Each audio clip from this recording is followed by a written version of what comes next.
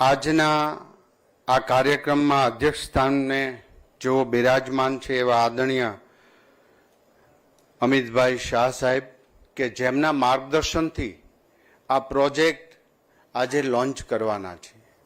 એમણે ગુજરાતના આરોગ્ય વિભાગ, મહિલા અને બાળ વિભાગ અને શિક્ષણ આ સંયુક્ત ત્રણેય વિભાગનો એક સાથે ડેટા પ્રાપ્ત થાય અને PM family care tracker pilot project અહીંયાથી શરૂ કરીએ છીએ.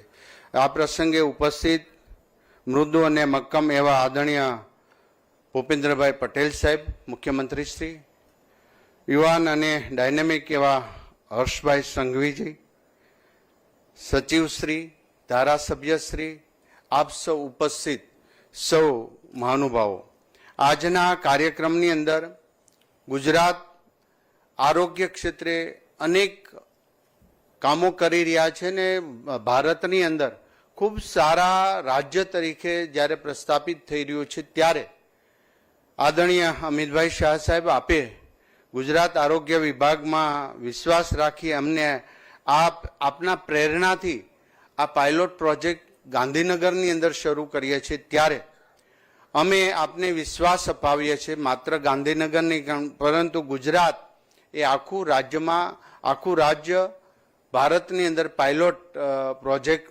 તરીકે અમે સાબિત કાર્યક્રમ કરી દઈશું. આદરણીય અમિતભાઈ શાહ સાહેબ આપના માર્ગદર્શનથી આ એક ડિજિટલ પ્લેટફોર્મ સાથે ફિલિંગ્સ છે, લાગણી સાથે કે એક પણ બાળક કોઈ પણ રસીથી વંચિત ન રહી જાય, મહિલાઓ અને બાળકોના સર્વાંગી વિકાસ, નાનપણથી એ બાળકનું કાર્ડ બને એની અંદર 18 વર્ષ સુધીના એમના આનુવંશિક રોગો અને વગેરે રોગોથી લઈને દરેક વસ્તુ એના ઈલાજથી લઈને એની અંદર ડિટેલ્સ રહેશે. ત્યારે એમને વિશ્વાસ છે કે આજે પોલિયોના 2 ટીપા બાળકને આપીને પૂરા ગુજરાતની અંદર 3 દિવસ સુધી આ અભિયાન શરૂ છે. ત્યારે ભારત 2007થી પોલિયો મુક્ત બન્યું છે. એ જ આજે આપણે અનેક પ્રવૃત્તિ કરી રહ્યા છીએ ત્યારે એ હર્ષને ગૌરવની લાગણી અનુભવી છે. કોરોના જેવા મહામારી સમયે પણ સરકારની દરેક હોસ્પિટલે જ તમામ લોકોની સારવાર કરી હતી અને શિસ્તબદ્ધ એક બેસ્ટ ઇન્ફ્રાસ્ટ્રક્ચર કરીને નાનામાં નાના વ્યક્તિને સારવાર કરી હતી.